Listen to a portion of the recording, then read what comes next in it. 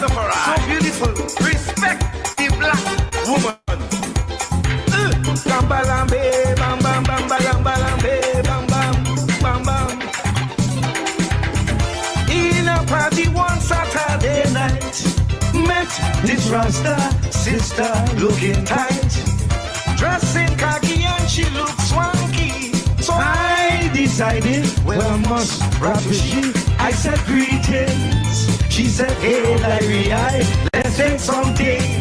She told me one love I, soca jamming. Both are we I read, then I made a mistake. Touch the locks on she head. She said, don't touch her ass, don't feel her ass. Your hand too fast. Why? All of the brothers love to do feel up, feel up. Hey! I just sister don't like to feel up, feel up. Don't touch her ass, don't feel her ass. Your hand too fast, Mr. Run your ass. Whoa, whoa. Hey! Bam, bam, bam, bam. Black and beautiful and looking shy. I say this sister ready to look eye. A flowing locks running down her shoulder, resembling Nadia or the Queen of Sheba. If you're dancing, Mr. Please don't touch me. I'm a princess who love decency. When I come to dance, give me a chance. Attention, don't be dance. She said, don't touch me ass, don't feel me ass. Your hand too fast, Mr. Run your ass. Why? All of the brothers love to do feel up, feel up. Hey! I just sister don't like to feel up, feel up. Don't touch me ass, don't feel me ass. Your hand fast, Mr. Run your ass. Oh God, I don't want you to touch my business like this. I don't want you to touch my business like that. Mr. Man, respect this black woman. I don't touch your private parts. I don't want you to touch my business. I don't want you to touch my business like that. Mr. Man, respect this black woman. I don't touch my private parts.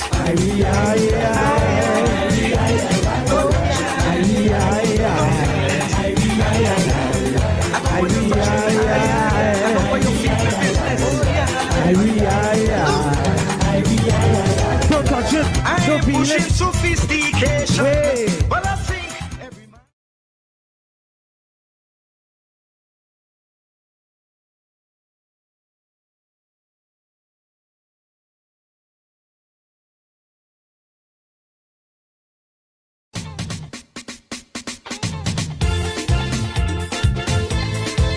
Wait, Ja Rastafari. another kind of dance. I'm man forwarding to The swappy dance. There are teeth from the swappy. It's celebration, big procession for the first ever Rasta band. All Rasta brothers and the daughters will be on the heavy mass. No more guarantee in the man. Yes. Everyone chanting hand in hand, and we sing it. Brass mass is a high mass. In real class, we play with Jaja. No bandy, and I don't know whiskey. Just whoa, whoa.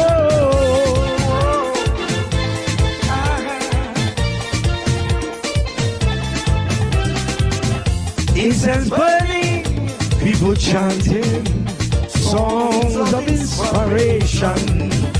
Only I tell, strictly natural, from pumpkin to prohibition. Even boy like a join the band, don't see follow regulation, and we chanting Rasman. Swappy, help me sing that, man. In real class, we playing with Jaja. No bandy, and I don't know whiskey. Where do? Feel free, everybody. There we go. Whoa. Lamba, lamba, lamba.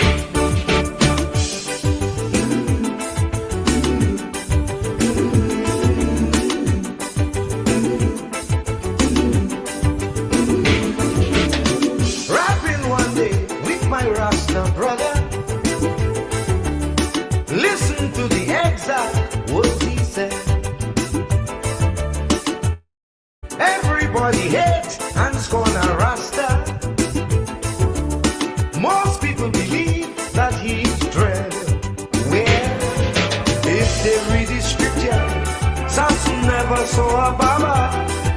So if the scriptures is true, Samson was a Rasta too. Cause it's damn with red, with the cooking in the head. Cause the dreaded and the dreadlocks, with the ideas in the head chops. La la la, la la la la la la. La la la la la la la, la la la la la la la.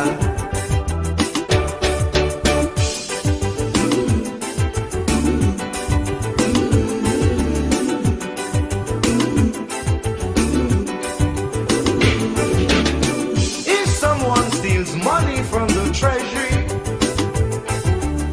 he's a Rasta first, let's get blamed. A German stole 2 million from my country. For suspect they call a Rasta's name. Yeah, they can't have peace no time. They always linking them with some crime. Is this I don't understand? They don't have the Ku Klux Klan. Cause it's dread, with the demon in the head. Cause the dread and the dreadlocks, with the ideas in the head chops. La la la, la la la la la la la, la la la la la la la, la la la la la la la.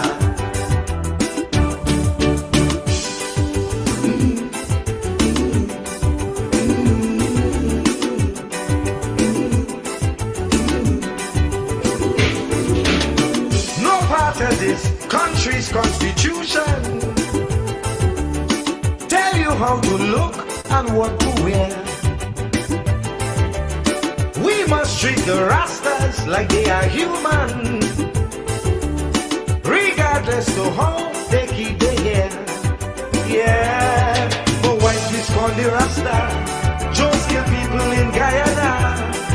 So what we must say instead is a plenty dreadful head. Jones was red, cause he deal up with the dead.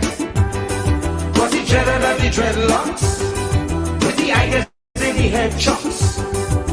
La la la, lo la, la la la la la la, lo la, la la la la la la la, la la la la la la la. Dread, with the devil in the head. Cause they dreaded and the dreadlocks, with the ideas in the head chops. Jones was dread, cause he deal up with the dead. Cause he dreaded and the dreadlocks, with the ideas in the head chops. The clan with dread, with the demon in the head. Cause they dreaded and the dreadlocks, with the ideas in the head chops. So look at that fella here, all the kind of clothes he does wear. It's the guys with the nice looks, it's them is the big crooks. So look at that fella here, all the kind, is this I don't understand. They don't have the Ku Klux Klan, cause it's dread, with the demon in the head. Cause they dread and the dreadlocks, with the ideas in the head chops. La la la, lo la, la la la la la la, lo la, la la la la la la la, la la la la la la la.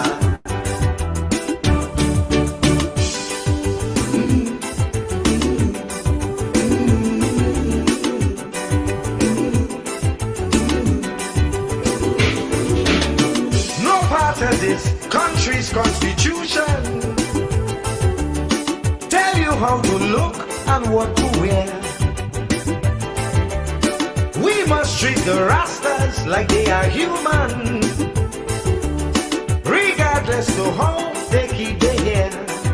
Yeah, but whites miscall the Rasta, Jones kill people in Guyana. So what we must say instead is a plenty dreadful head. Jones was red, cause he deal up with the dead. Cause he dreaded and the dreadlocks, with the ideas in the head chops. La la la, lo la, la la la la la la, lo la, la la la la la la la, la la la la la la la.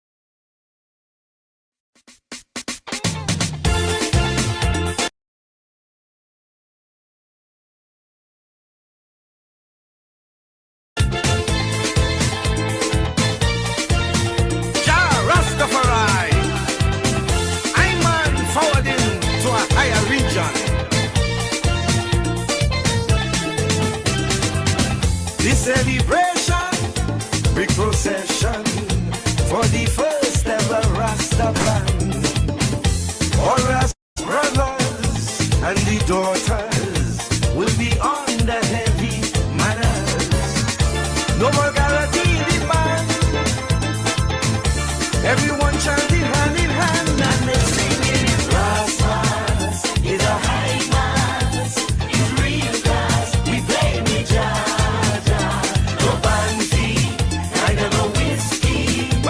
Just feel free, everybody Irish. There we go.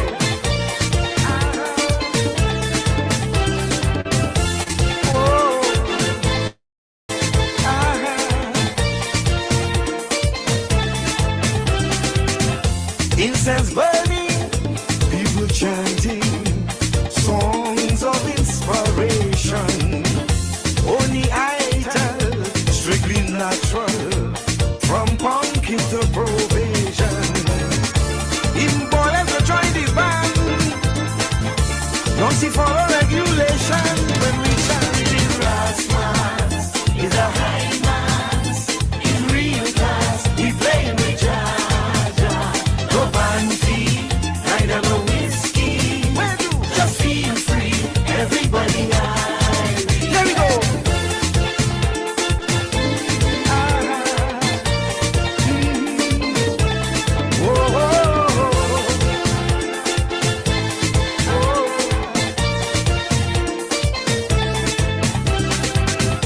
All the brethren and the sistrins form various sections. Who is canting, drinking something, is peace and love in the band. No kind of indecency. And we praising Marcus Garvey and we chanting Rasmas is a high mass, is real class. We play with Jaja. No banfi, neither no whiskey. Just feel free, everybody Irish. Rasmas is a high mass, is real class. We play with Jaja. No banfi, neither no whiskey. Just feel free, everybody Irish. Whoa,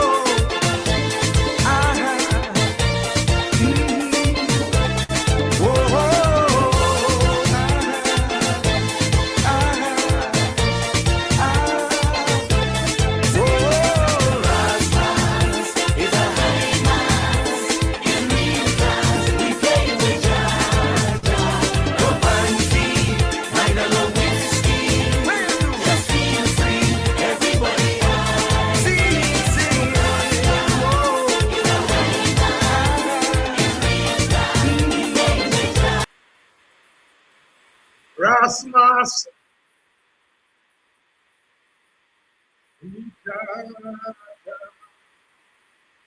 No whiskey.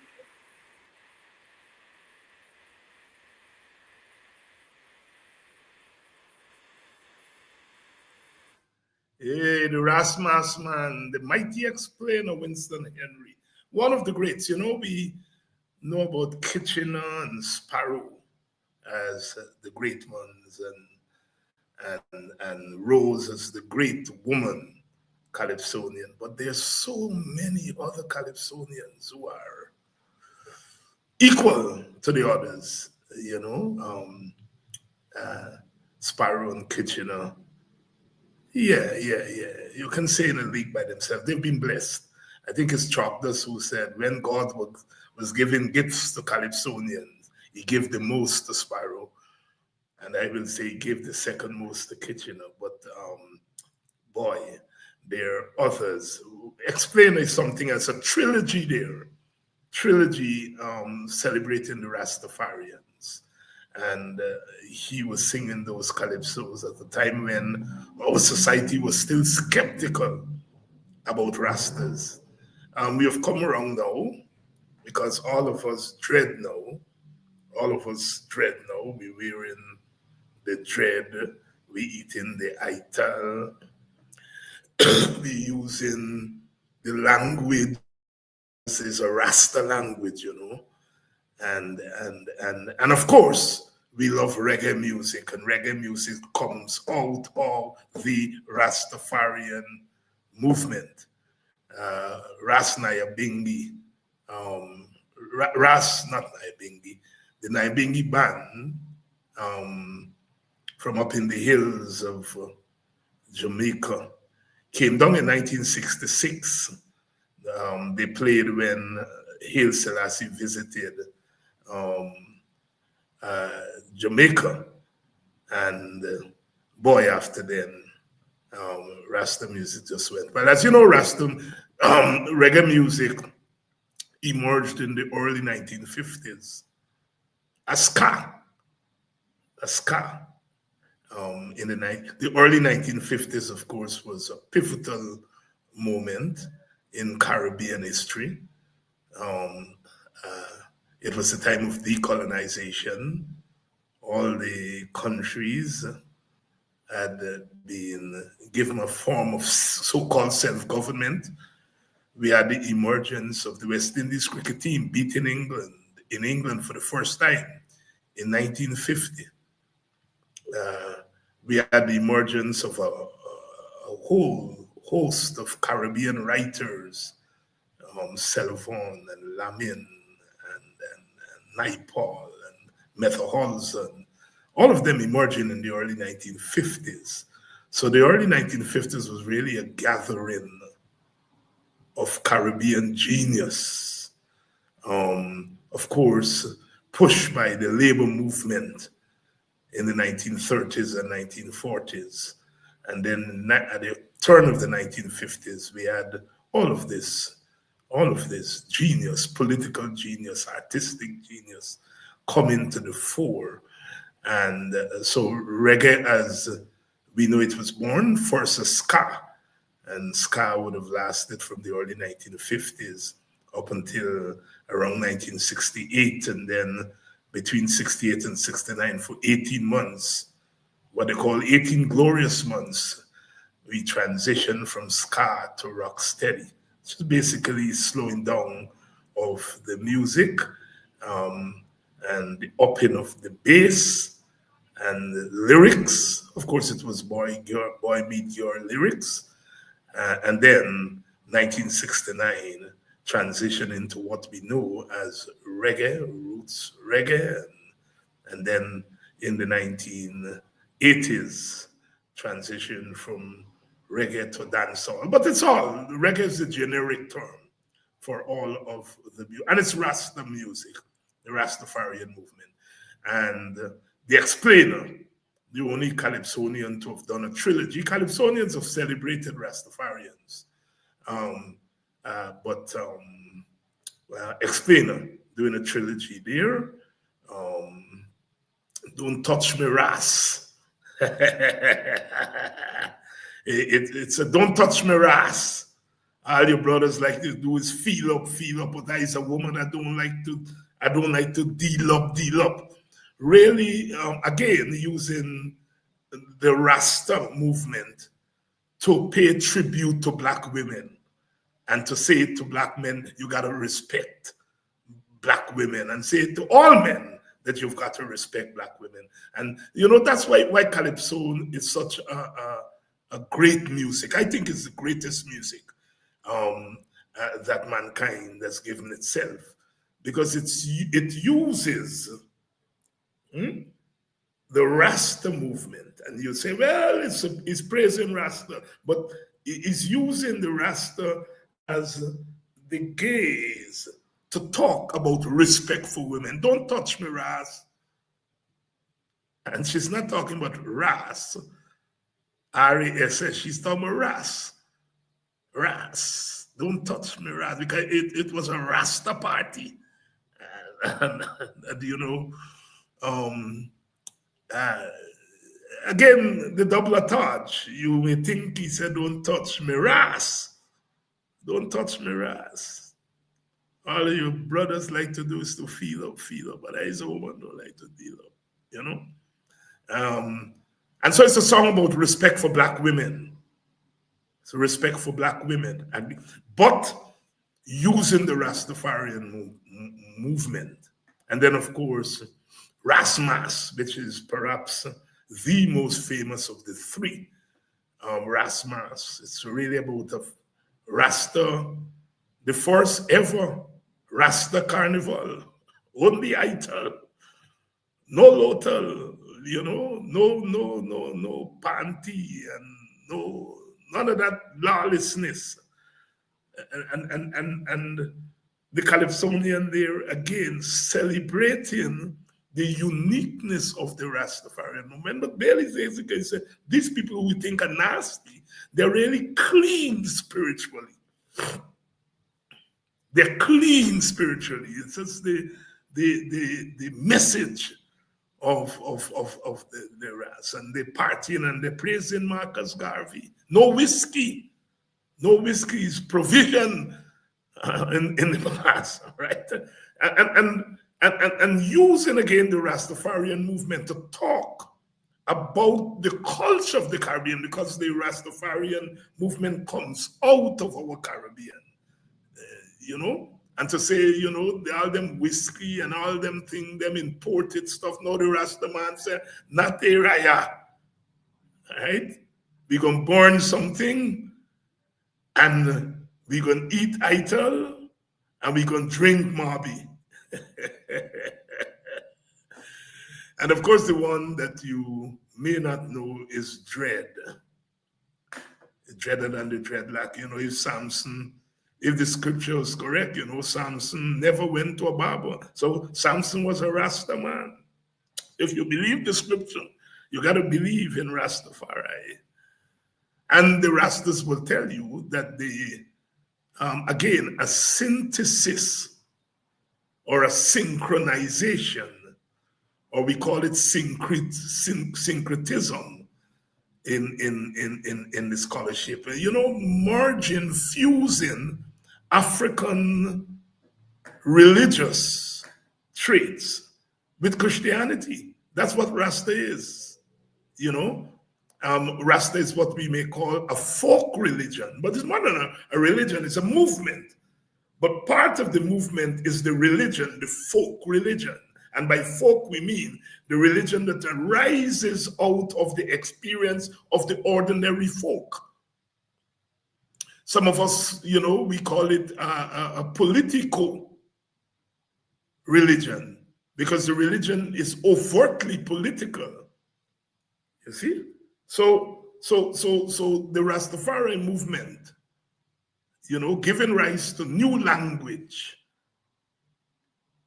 I man come forward, you know, forward in this time, you know, producing new language, producing new music, and this is all grounded in producing new fashion. You know, today we talk about the fashion dreads, you know. But all the language, ballad and all, come from the Rasta movement, you know. And we take it for granted. And as with everything else, there was a struggle. And that is what Explain is saying there, that we got to treat the Rasta with respect. Because, of course, the Rastafari movement emerged in the early 1930s with the coronation of His Majesty Haile Selassie in Ethiopia. And Garvey had predicted in a play that a king shall rise, an African king shall rise in the East. And so these ordinary people in Jamaica, viewed the coronation of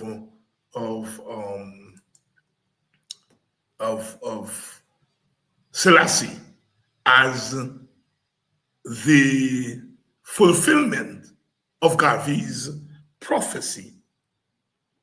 And so they took the name Rastafari, which was Selassie's name, Rastafari. That was Selassie's name, and the Jamaicans, they took the name Rastafari, and they went up. They took land and went up to a hill in Jamaica called Pinnacle, 1,700 of them, and formed themselves into what we today call a commune. And thus was born the Rasta movement. The Rasta movement, and they went up there. They planted cash crops, brought it down to the market, and sell. In those days, they could sell marijuana, because although marijuana was considered by the white people to be not holy, but you could sell it in the open market back in the 1930s and the in Jamaica. And so the Rasta movement spawned a new era in the Caribbean culture. The man who founded that movement is a man called Claudius Henry, who's the first leader of the Rastafarian movement. You see, Garvey was the prophet. Selassie is the deity, and Claudius Henry was the first leader of the Rastafarian movement. So Claudius Henry, Marcus Garvey, Haile Selassie are the trilogy when you talk about the emergence of the Rasta movement. And of course, the Rastas were persecuted and prosecuted in Jamaica. Claudius Henry was arrested and charged for madness.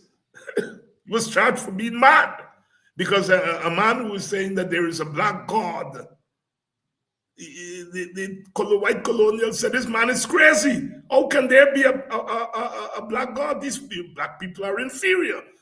There are no black God.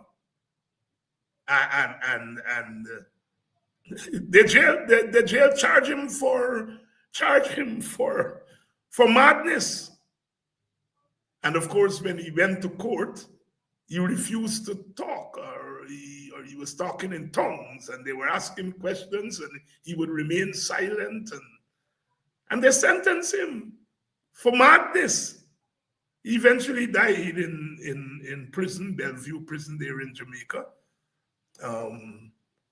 The first real prophet of the first leader of the Rastafari movement, Claudius Henry. Know that name.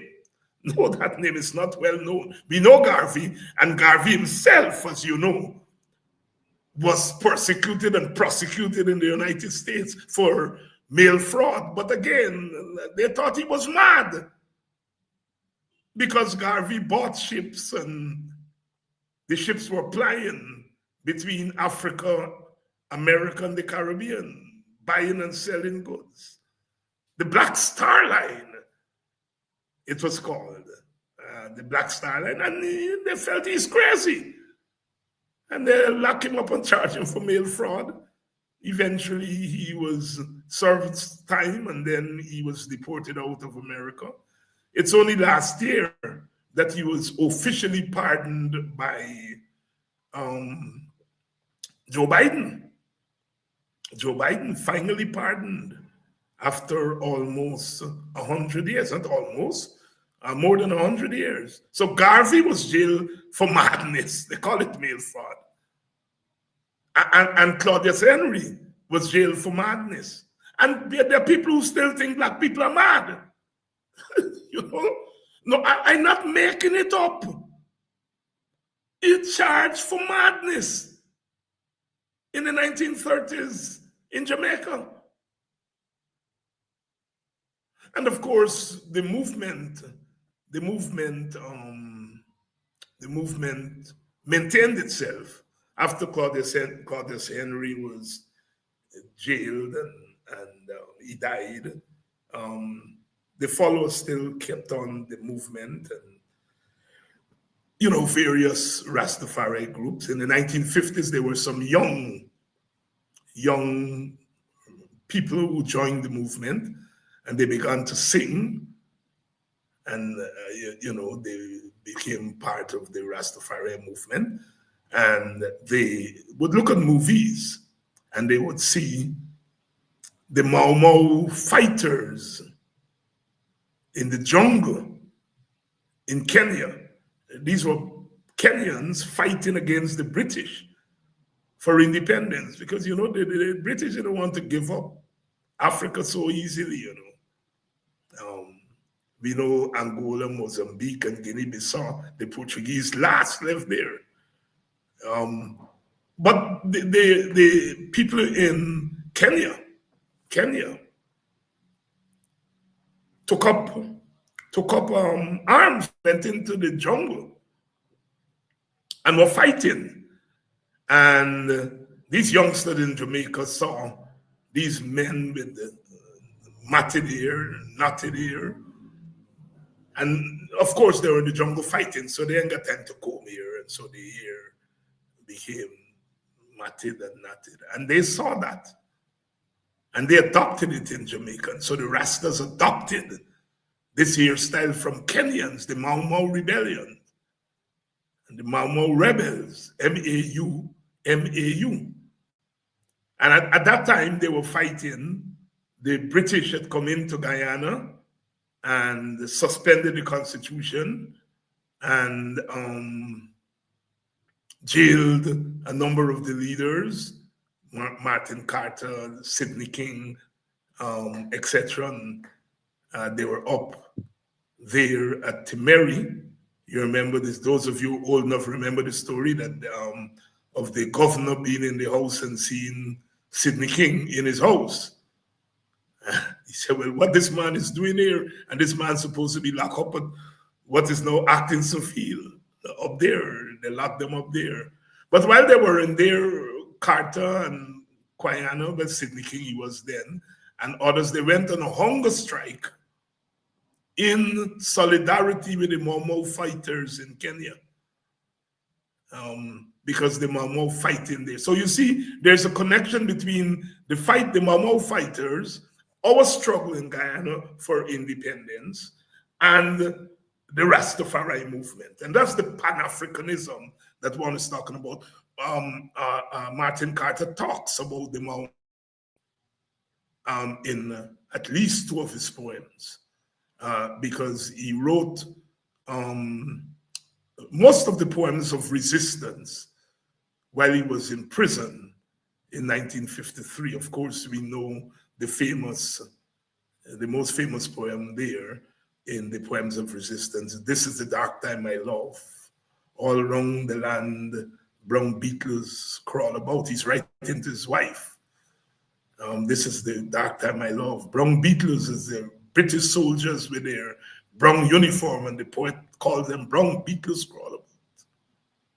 The shining sun is hidden in the sky. Red flowers bend their heads in awful sorrow. Red was then the color of the socialist movement, the progressive movement. Red, a lot of the people.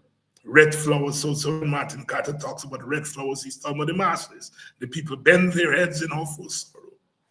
This is the dark time I love. It's the carnival of misery. You see, that's what I talk about, the Caribbean genius. A carnival of misery. Take misery next to it. A carnival of misery. Everywhere the faces of men are strained and anxious. Who comes walking in the dark night time? Whose boot of steel tramps down the slender grass? The boot of steel is the soldiers. The slender grass, whose boot of steel tramps down the slender, is the strange invader. The strange invader watching you sleep and aiming at your dream. The greatness of Martin Carter, the product of Guyana, capturing in poetry. And you know, poetry is about the stinginess of the art forms, you know. You 4 verse, 6 verse, and you cram everything in there. So every word means something. The slender grass, whose boot of steel tramps down the slender grass, tramps down. It's a strange invader watching you sleep and aiming at your dream, watching you sleep. They tell us in Boston, you know, the soldiers would come in at Milwaukee to look for Guyana, and Guyana joining a car at company public road. So when they come in, he going out. And that is why there's the story of Guyana having mystical powers. Because the white people were baffled. They couldn't find me, you know. Some of us dare to ask Guyana the question. He never give me a straight answer.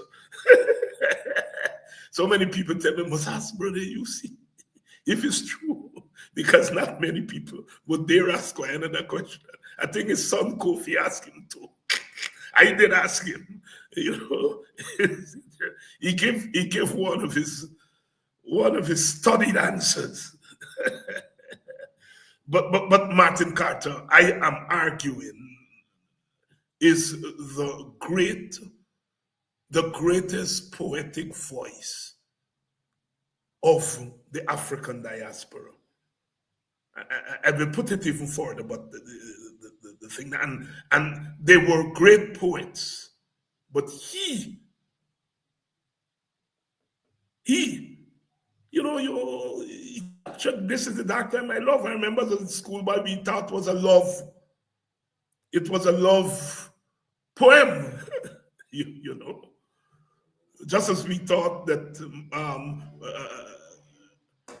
Bob Marley's No Woman, No Cry, my students always say it's a ballad, Dr. Hines, is a love until you explain to them. Oh, no, it's a very political song, you know. Martin Carter, the greatest. So, but in that poem of Poems of Resistance, to be, I think I have one of the original copies Guyana had given me way back in the 70s. Must have been about, because he had written a foreword to it, and he had a few copies and he gave to some of us. I think I have my copy till up to now. I think I have a little green book. But he has 3 letters there: letter 1, letter 2, and letter 3. These are letters he's writing to his wife. They just had a baby, you know, and oh boy, great poems. And so the Rastafari movement is very much part of our struggle for independence. It's the cultural aspect of our struggle for independence.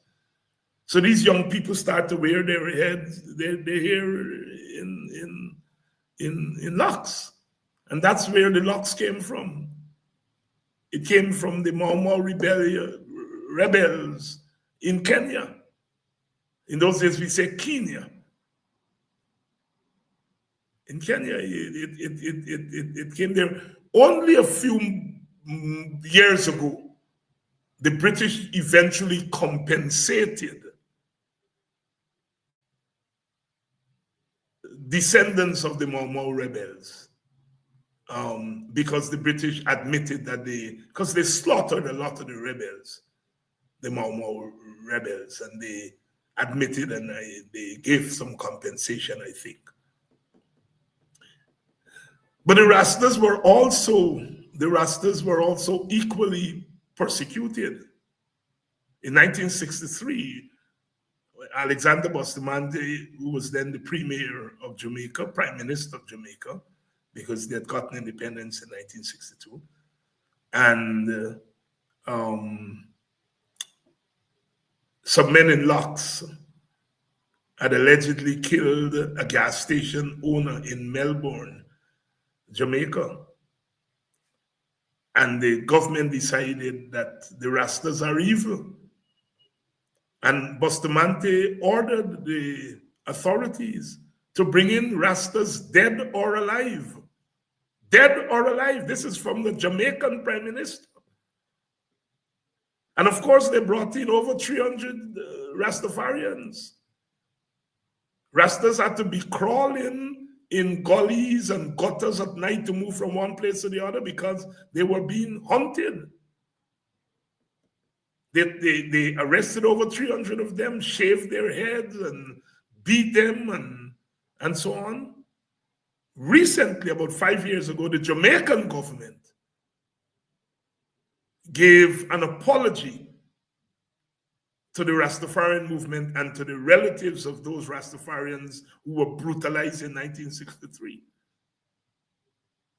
Were brutalized, and I think they gave them compensation too, admitting that the government of the day, and it was a JLP government who did it to the Rastas, and I think it was Holness, a JLP prime minister, who gave, and they beat Rastafarians. You couldn't be seen if you were a Rasta. Could not be seen. And then there was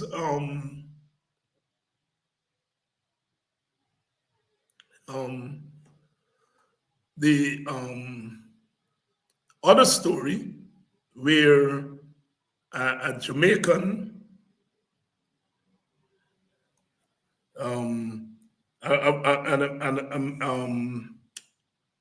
an American who came to Jamaica and was preaching Rastafarianism, and he was jailed. He was Claudius Henry. The founder, Claudius Henry is the American who came. Claudius Henry, and he came from America, and began to preach a radical form of Rastafari, and they charged him for treason.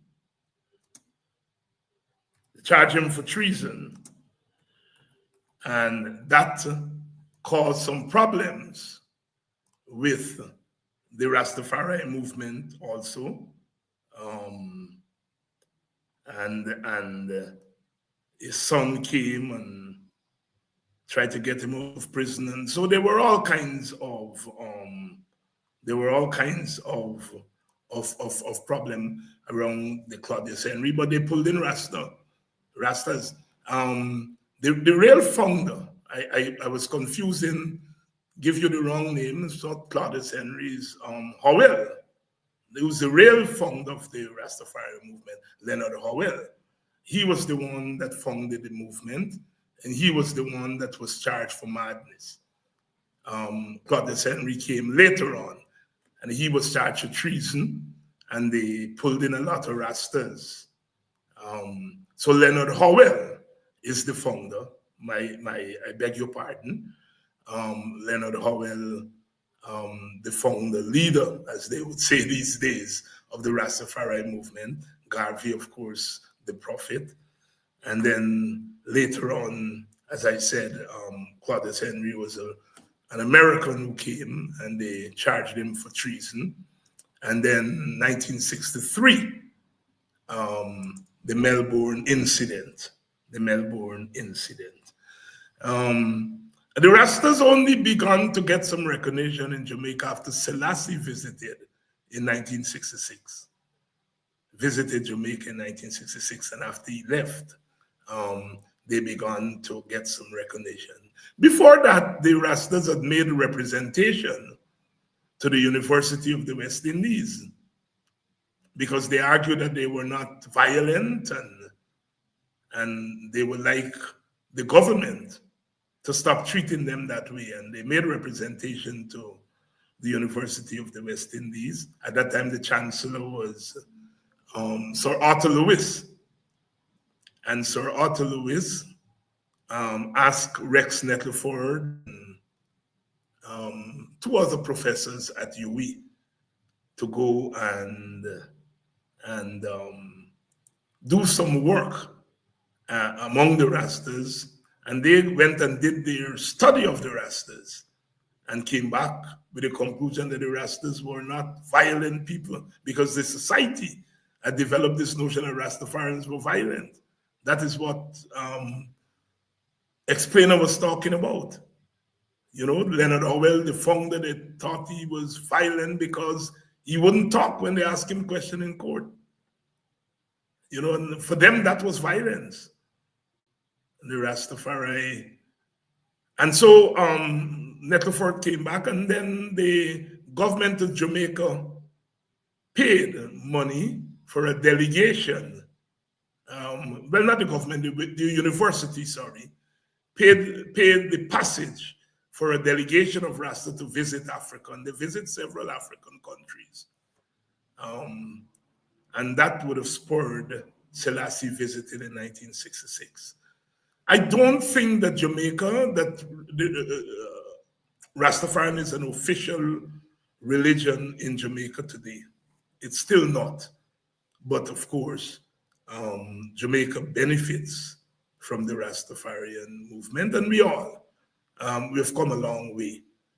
We always thought that Rastas were nasty, Rastas were this, Rastas were that, and so on.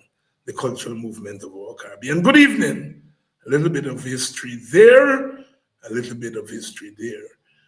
Welcome to Politics 101. Please share the link. Please share the link. Let them know that we're on.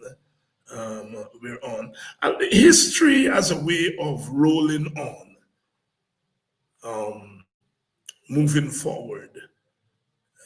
And we see glimpses, and sometimes more than glimpses, of past history in present history, because history is really his story.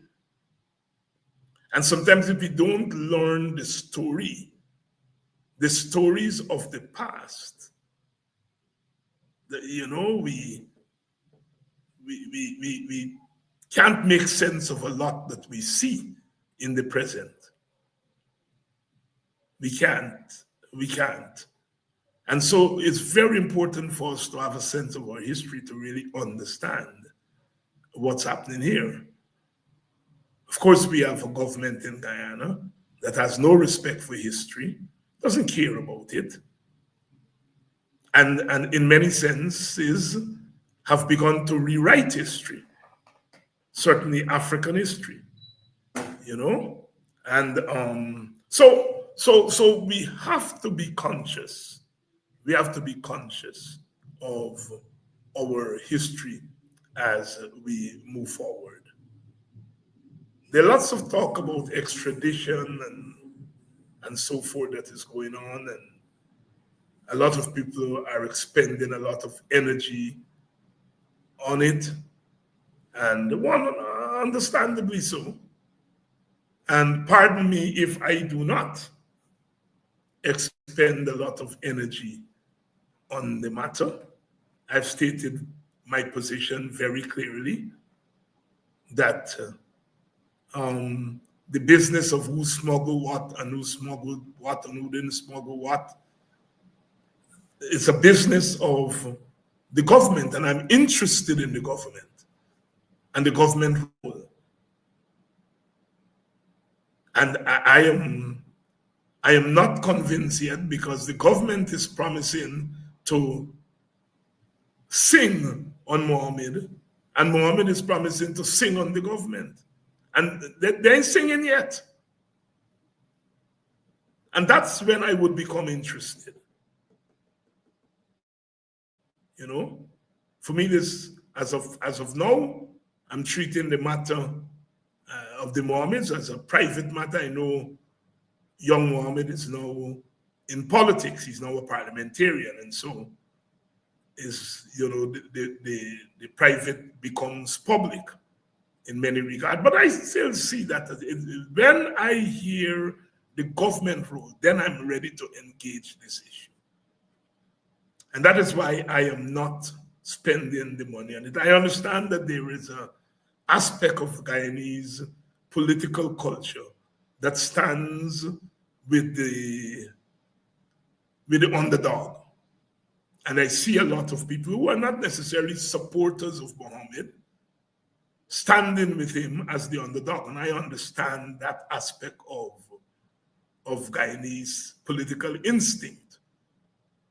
So that doesn't throw me over the sky. Guyanese are always, especially African Guyanese, because African Guyanese have been the underdogs, we tend to have a long nose, when it comes to bad treatment and underdog treatment. And so I understand that there is some people are saying to me, Dr. Hines, look how Black people are, validating, someone who rapes the treasury, And these are some Indian people are telling me that too. More Indian people are telling me than Black people. And of course, it's something that we have to grapple with. We have to grapple with the nuance in political instinct. We have to grapple with the plurality of African political instinct. It's not a linear thing. More than many groups in the world, Black people tend to be much broader in terms of their political instincts and their political culture.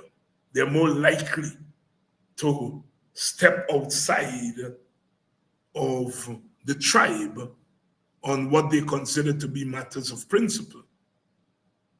And sometimes people are confused by that.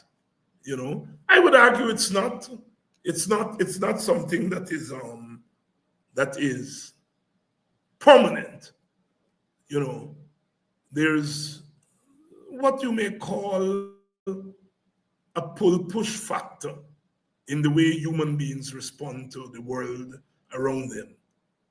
And certainly it is so in the African. And there's a lot of angst, a lot of anxiety around the way African Guyanese voted, the way they are defending Mohammed and so on and things. And I don't think that they're defending wrong. They're defending the wrongs, the alleged wrongs of Mohammed.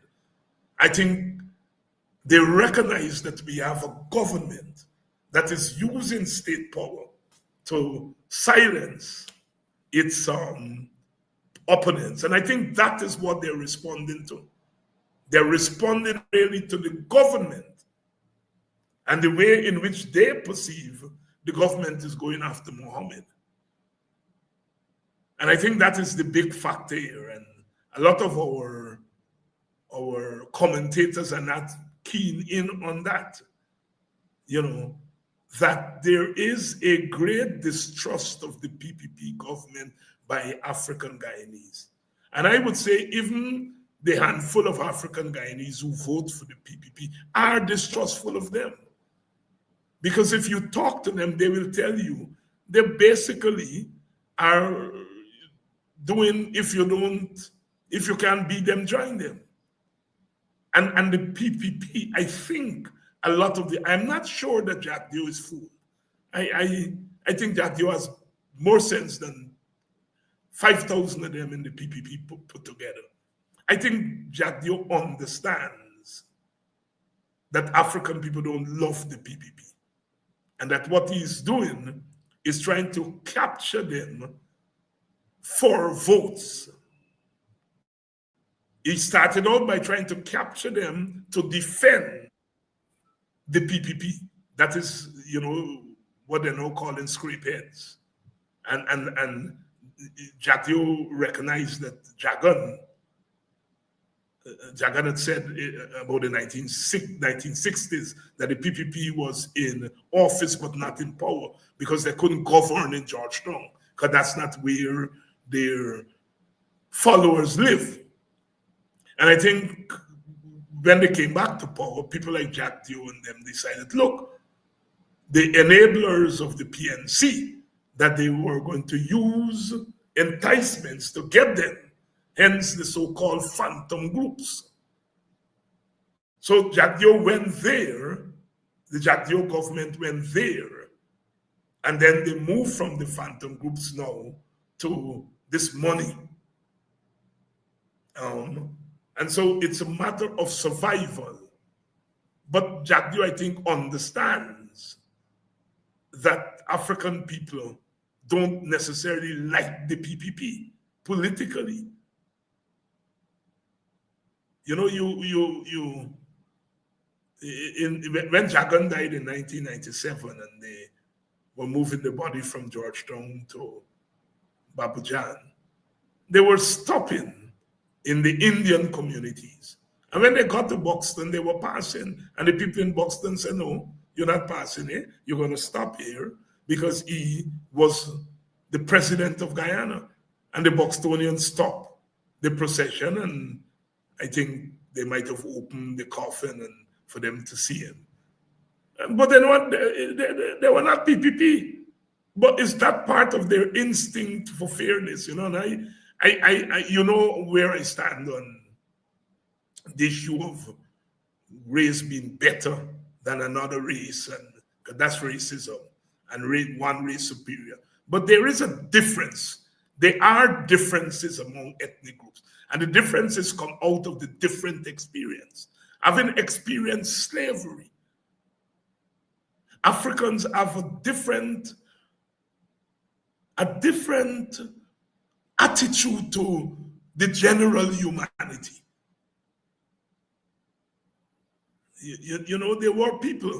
There were white people, as you all know, who helped in the abolition movement. The village that I come from here, Buxton, was named after Thomas Fowell Buxton. He was a white MP in England, and he, along with Thomas Clarkson and others, fought to end slavery in the British Empire. And so, when these people bought the land there, it was original song, an old cotton plantation. Buxton was an old cotton plantation. And, they bought the land. We go buy them. When the man say you sell the land, they put their money in a wheelbarrow and tell them, we go buy them. And they bought the land and turned it into Buxton. And they named it after Thomas Fowell Buxton. The Victorians, the first village, named it after Queen Victoria. And you see, it's that gratefulness instinct among Africans that sometimes people confuse it, and so, that's their attitude. And I think we are seeing some of it here in the Mohammed thing. You see why I like this class? Colin is reminding me that I left out William Wilberforce, the third abolitionist in the British Parliament. We had a teacher named Mr. Gill from Pleasance, short man. I think he taught us in third standard. And he used to carry us at the village office to go through the archives, because all the books were there. I must find out what they do with those things. And he taught us, he said, Thomas Fowell Buxton, Thomas Clarkson, and William Wilberforce, short man, Mr. Gill, from Pleasance. We were in, I think, second standard. Yes, I think we were second and third, because third standard was Miss Trim. Second standard was Nkofi and Mr. Gill, I think in second standard. So we were mere 6, 7 years old, and he was going to the market square, the village office, going up there and teaching us about Thomas Fowell Buxton. I can hear him now.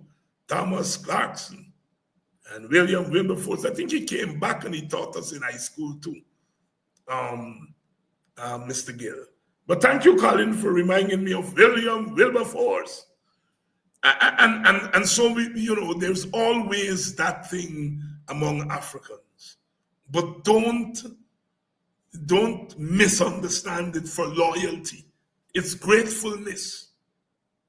And I think the PPP is getting away that, a few Africans have voted for them and more Africans voted for Mohammed, and they're all celebrating what they call the end of racial voting. How can it be the end of racial voting when they didn't vote for the designated Indian party?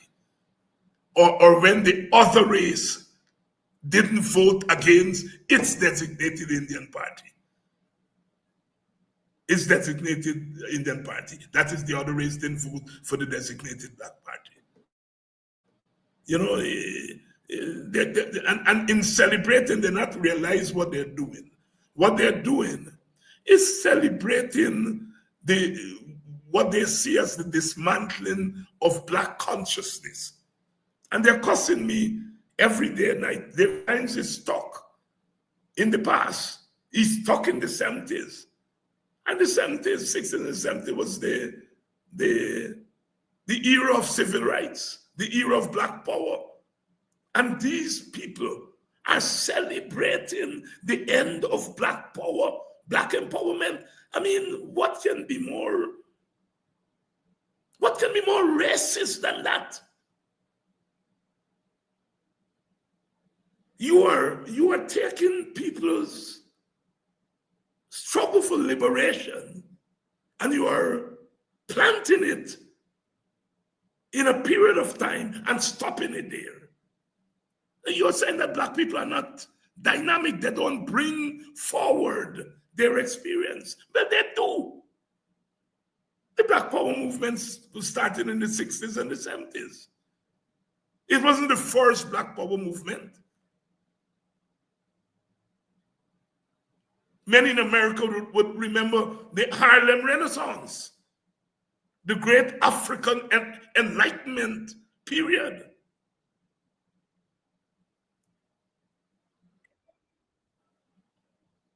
And there are always going to be Black Power movements. There have always been. The Pan-African movement began at the turn of the 20th century, when countries in Africa were colonized. Now they're in the same boat as West Indians. We are now all colonized against our will. And so there's the formation of the what? Pan-African movement. All-African movement. That's a Black Power movement. Garvey joined that movement, started the Garveyite movement. Garvey came to America, went to America around 1915, I think, to meet Booker T. Washington, because he admired some of Booker T's philosophy. But when he got there, he found out Booker T had died, and he stayed in America and created the largest Black Power movement called the Garveyite movement up until the Civil Rights Movement. So how are you going to stop the flow of liberation? And so for them, Black liberation in Guyana stopped in the 60s and 70s. And there is where David Hines is stuck. And that is why it's dangerous. That black people now have no desire anymore for black power, for black liberation. Black people are gone to the dogs. That is what those jackasses are saying. And I resent them for that. Resent them for a lot of things which I can forgive them for. But these are people who are celebrating what they think is the loss of consciousness of a great people. They're celebrating what they think is a disconnection of people from their history. And they're beating those of us who are saying we've got to connect to our history. How worse can you get? I resent them politically. Politically, I resent them. I don't resent them as human beings. I don't come from such a culture. I still respect their humanity, but I resent them politically for what they are doing to black people. And some of them are conscious of it. Some of them are unconscious. They're celebrating it and talking nonsense about the PNC is going to die. What they mean is that black consciousness is dying. And it's not the first time. I've mentioned here the extinction theory. Josiah Nutt and other people of the 19th century, they said black people will eventually become extinct because they're of lesser human value. And here these people are talking about the extinction of the black man. Not physically, but mentally. That's what they're talking about. So when they babble about PNC, they know PNC ain't dying nowhere. PNC is an organization.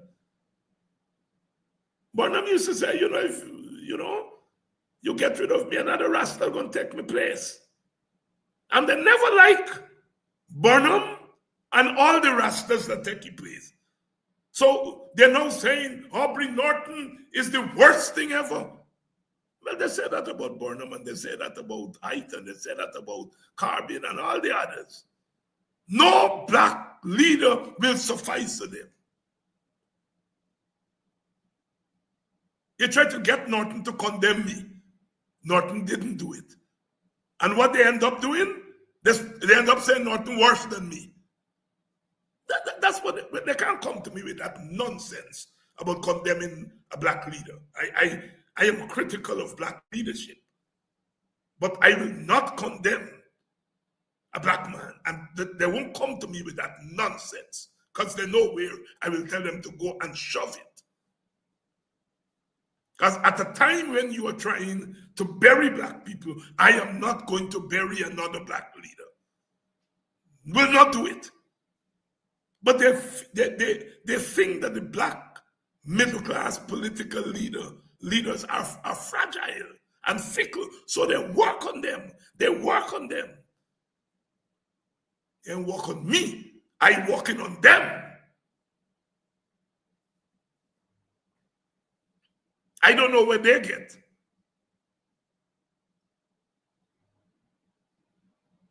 But I know what my African culture has given me. And that's what these jackasses are doing. Impoverish black people, and get some black people to move them sideways. And they're seeing that sideways thing as capture. They're not using the word, but that's what they mean. We have captured them. We have subdued them.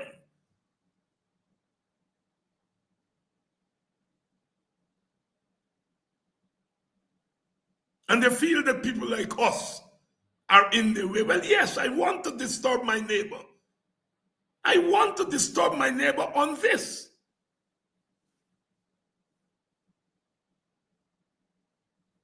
And wherever I go, whatever the forum, and we're going to remind Guyana about what it is doing to the darkest of its children.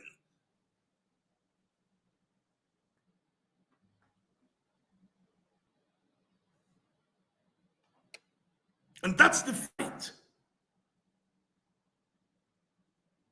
That's the fight we're having. Somebody said the WPA didn't brought, well, I will excuse the language, any votes to APNU. You see, they reduce black people to votes. They reduce black people to vote. And as I said last night, the mistake we made on our side is that we did not link black victimhood to the vote. We did not say to black people, you're oppressed, and black people know they're oppressed. You're living in an apartheid state, and black people know they're living in an apartheid state. But what we didn't say to them is that that must influence your vote. The other side tell them all the time, burn and ban flour, burn and ban this, you couldn't make roti, you will go to jail if you make pillory. The other side tell their young people that. And we on this side make ourselves, we try to be nice. That's the thing about us Afro-Saxons, you know. We want the world to see us as, you know, fair people. While the other side, demonizing Burnham, demonizing the PNC, and so minimizing the number of Indians who are going to have anything to do with the PNC. So when they say APNU is PNC, what they're doing is saying, don't worry with them, the rest of them. All of them is the devil. They know that up north didn't appoint me. The PNC got 11 parliamentarians, the WPA get 1 in the 12. But they say the 12 PNC parliamentarians. And they know why they're doing that. Because the party that I come from, the WPA, doesn't have that tag of the devil. They haven't managed to attach the devil to it. But they've attached the devil to it. So when they say all of we are PNC, it's ready to tell Indian people, all of us are devils.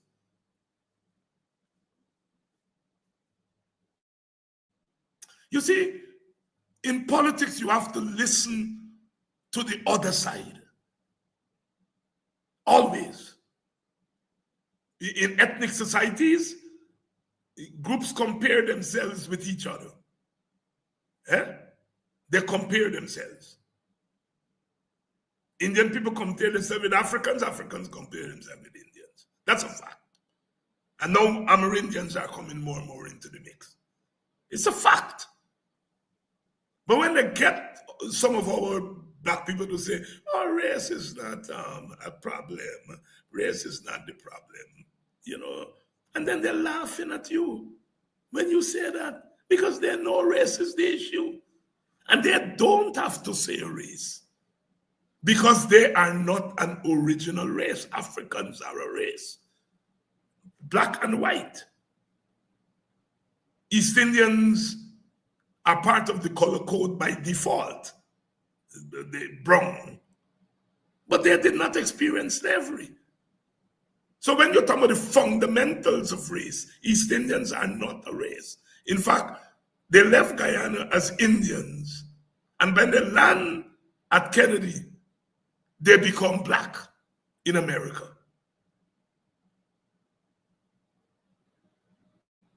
It's when they get to America they become black. Because America got 2 races, black and white. Everything else got to be either white or black. It's only South Africa that had created a 3rd race that is colored. But although they talk about biracial in America, biracial is not a race. It's not listed officially. South Africa is the only one that listed colored as the 3rd race.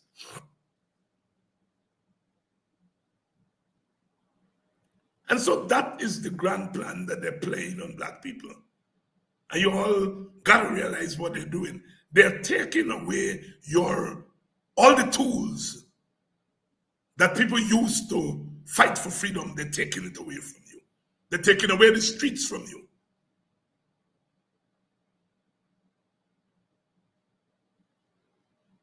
You almost know that slavery meant that you couldn't walk the streets. No set black people couldn't walk more than 3 people at a time. There were some enslaved people. They call them, these are the people who would go from plantation to plantation and look after the machines. Industrial slaves, they call them. And so they could walk from plantation to plantation. But the rest of Africans could not be on the road. And so emancipation means the right to be on the road. That's why Kitchener in 1963 said the road make to walk on Carnival Day. Councillor don't know, but I have to say, any steel band man venture to cross my path is a long funeral to the Royal Hospital. Simplistic people say talking about death and so on. But he's talking about the freedom to be on the road. Bob Marley said, why can't we roam this open space? Why can't we roam this open space? Getting out of slavery is the freedom to walk the open space. In the 1930s, Critchlow and Cipriani and Butler and all of them, they brought people on the road.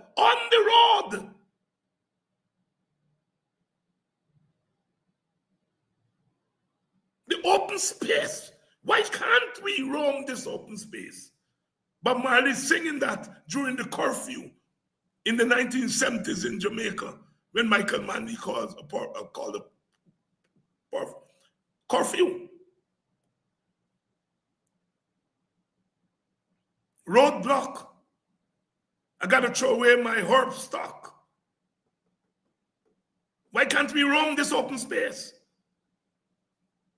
And they've gotten us to temporarily surrender that open space. And that's why they think they get me where they want me.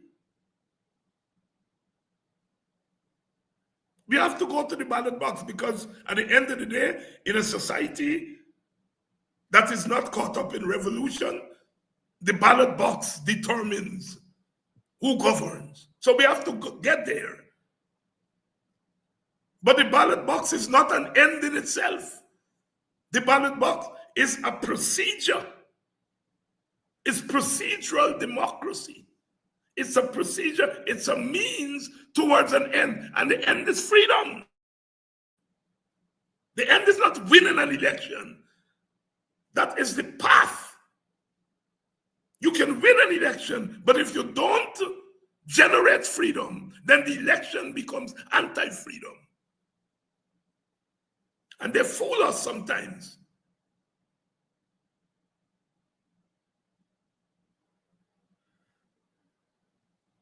Somebody saying that Kofi must be turning in his grave to see what we have become. I hope he's not turning in his grave yet, because I'm saying part of the condition we find ourselves in is temporary. I think so. I think it's temporary. But it's sad. To some extent. It's sad to some extent. And there is responsibility to be shared. It's not just the younger people, because we have a responsibility to younger people to have them walk in line with their history. And in many instances, we have surrendered it.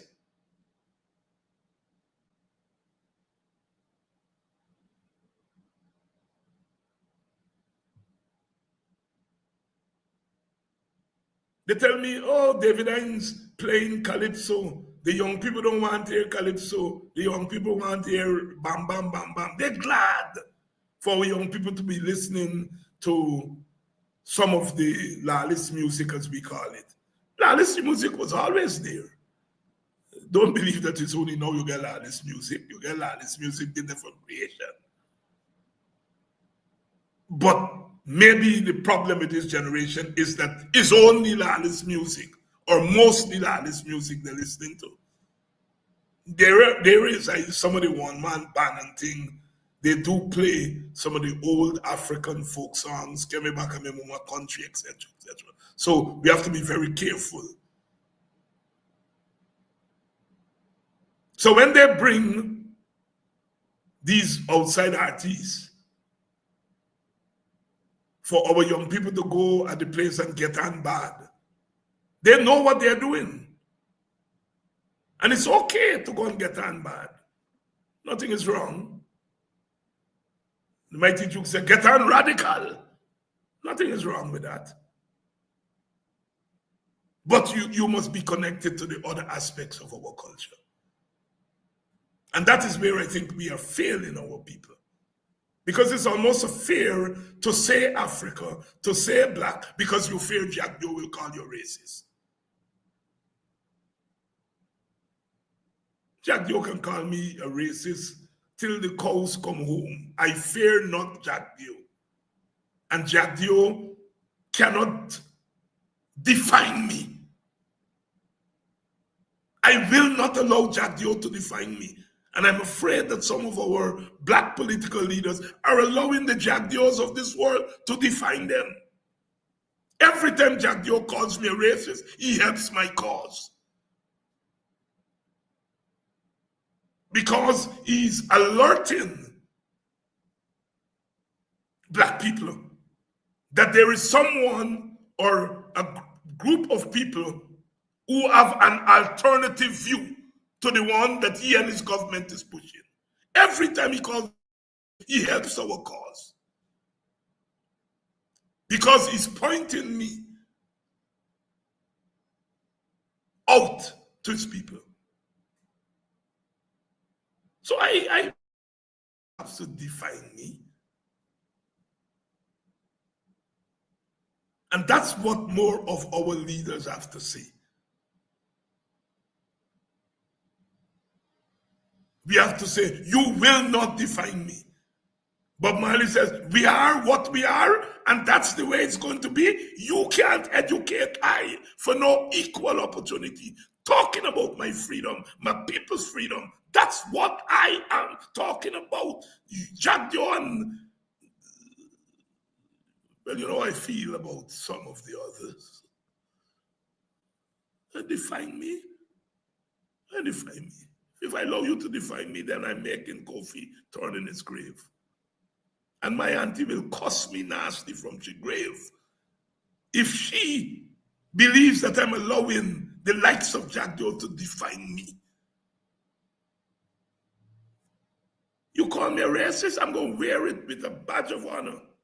I wear it that shaky and let it mean something. I'm going in your parliament with my African wear.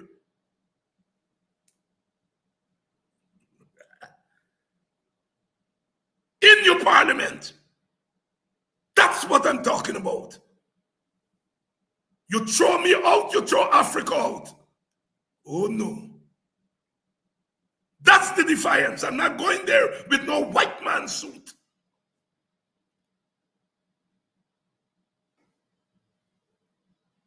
Let's talk.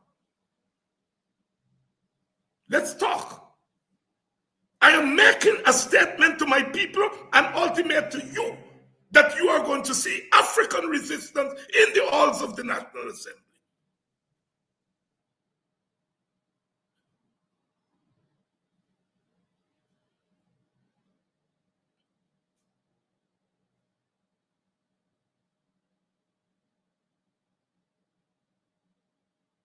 We've got to fight back in this country.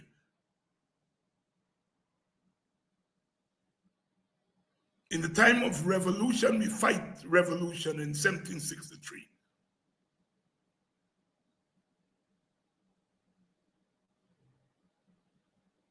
When Brother Malcolm said by any means necessary, he wasn't talking about one means. He was talking any means. We are fighting on this platform. That's revolution in our time. If we have to take to the streets, we're going to do that. If it's necessary. We can argue among ourselves when it's necessary. But I am not making you define me. And I'm not making you define African people if I have a voice, and I do have a voice. I am going to remind you that black people will be respected in this country.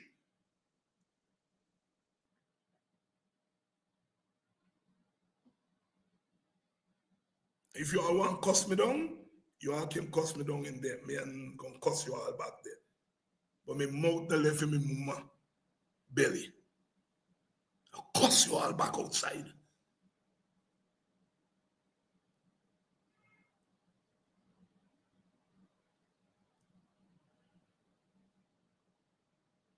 Let this message go far and wide, because they're listening, and I want them to listen. I want them to listen. They have to listen to me, because we represent something that is part of the Guyanese tradition. It is the radical tradition. Radical means that we get to the root. Radical means we get to the root. We celebrate the Rastas tonight. Marcus Garvey, Leonard Howell, His Majesty Haile Selassie, and all the millions of Rastafarians. The greatest cultural movement of the 20th century. It's black cultural movement, but period, the greatest culture, awaken the consciousness of our people. We celebrate them tonight because we are all Rastas. We are all Rastafarians. And we don't stop fighting.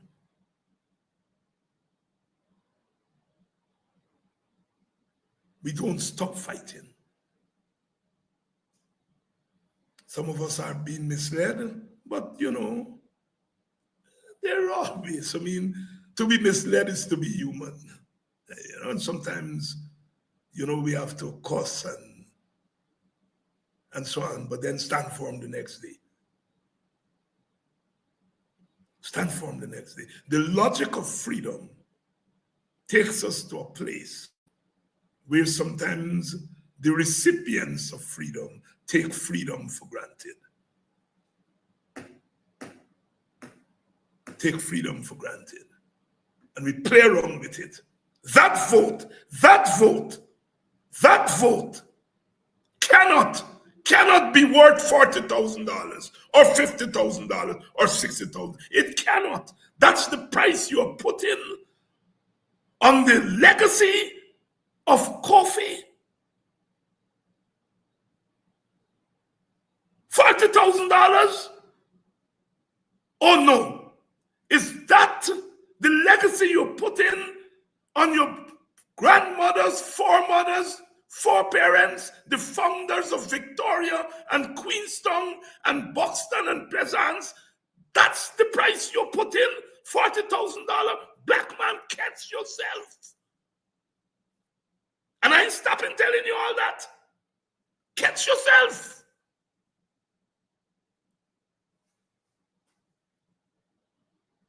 Mohammed and Jack Dio dare not go to Indians and put $40,000 in their hand. Dare not. They will not disrespect them like that.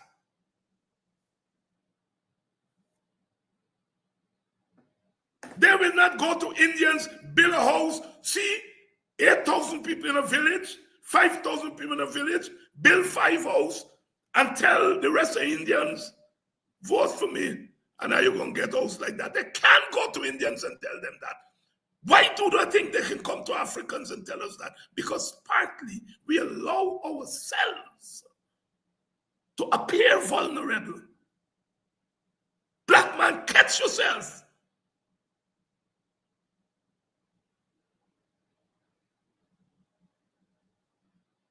I still walk around the African villages to see the houses that Muhammad built for them.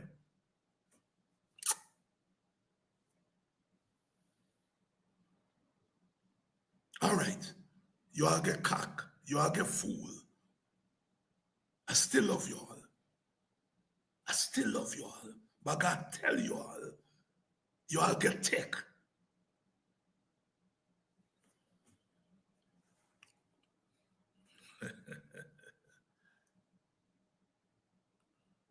We're moving on and we're fighting. Fight we must. If we don't fight, I'll be dead like Miss Willie's goat. If I will not fight, I'll be dead like Miss Willie's goat. We got dead. We got dead bad. That's what dead like Miss Willie's goat mean. And we got dead bad. We're coming back tomorrow night, always.